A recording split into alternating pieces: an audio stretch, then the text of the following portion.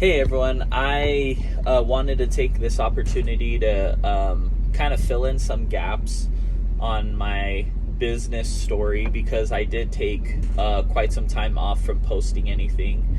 So I'm going to try to fill some timeline gaps right here for you real quick.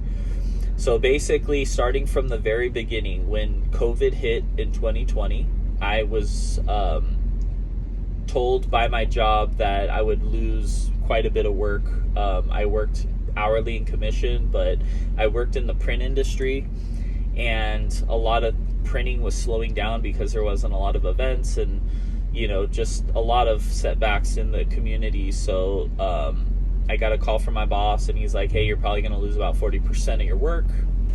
So with 3 kids at the time and my wife at home, being a stay-at-home mom, I had to figure out a way to make some part-time money. So I was praying that night, and I was reading the Bible, and the Lord put it on my heart to just reach out to people, just start calling and texting people in my contacts and people that I have relationships with, and see if there's any extra work out there that I can make some side money. And I ended up texting a guy that was on one of my baseball teams for men's league, and he reminded me that his dad had a commercial floor cleaning business that sold equipment, so an equipment selling business for floor cleaners, and he had some used portable carpet cleaning machines that he had for sale.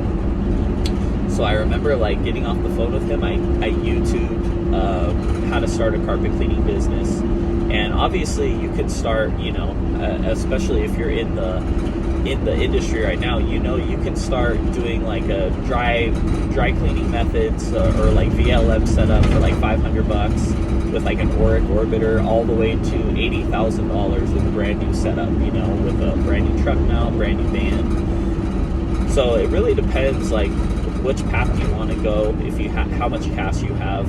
And for me, I really didn't want to get into debt, and we had about $2,000 cash to make a move. So I ended up buying about $1,600 worth of stuff, including a $1,000 portable, used portable. I ran into a lot of problems. I ran into a lot of issues with the machine itself, but also just the process, and also the setup, running a dual cord with, popping breakers in houses, and, it was really tough. And there was a couple times where I just wanted to throw in the towel and quit. I broke down crying, just I don't know if this is for me, but I just kept pushing through and persevering until I got my first truck mount. So the problem is, when I got my first truck mount, it was a big step up, but I did not know anything about a truck mount, and I wasn't really taught what anything did. I couldn't even tell you where the blower was on the machine. I couldn't tell you what the water box was. I couldn't tell you, pretty much all I knew was okay, turn this key and it starts, and hook up your hoses. That's pretty much all I knew. So as a result, I was running into problems with the truck mount, not necessarily because the truck mount was bad, but because I didn't know what I was doing. But as I continued to progress, I ended up getting another portable setup, but I tried to make an electric truck mount setup in a portable, and that didn't really go as planned. But everything changed when I got the next truck mount with a fresh water tank on board, and it just, something clicked in me, and obviously it's more of continuing to learn and progress, and being a part of different forums and different Facebook groups, and continuing to research how to continue to get better in the carpet cleaning industry.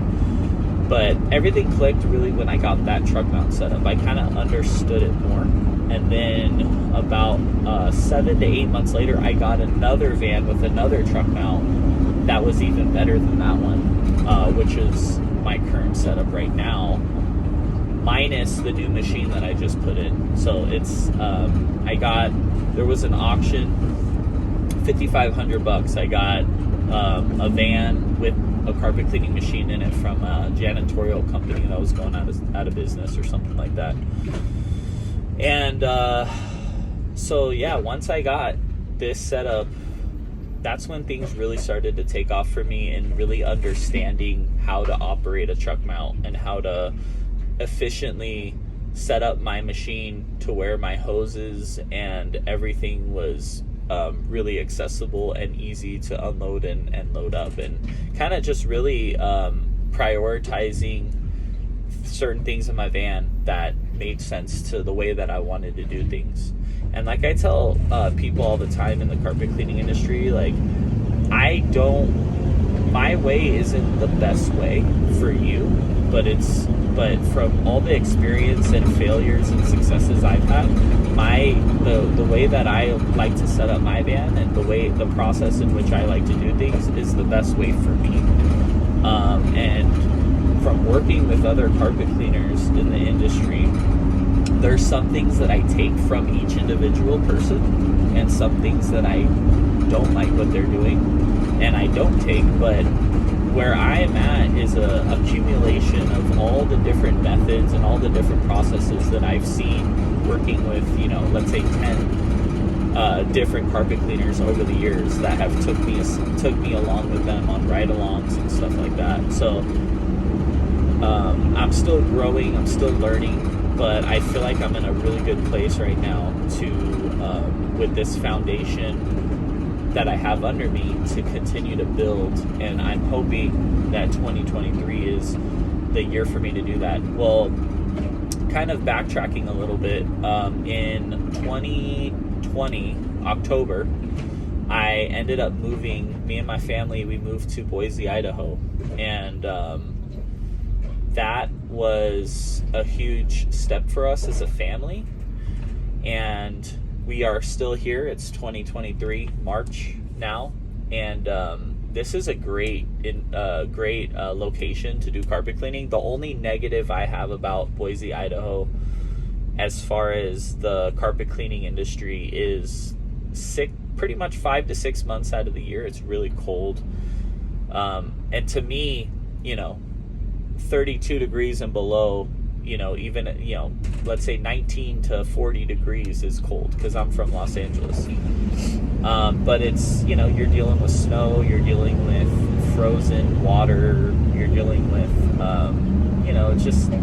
it's just wind chills. It's just very difficult to work. But the other 6 to 7 months out of the year, when you talk about spring and summer, we have pretty much sunlight from 6:30 a.m. to 8, 9 p.m. So you can really make a good living if you push yourself in those months. You could pretty much work hard for 6 or 7 months out of the year and kind of coast it the other 4 or 5 months.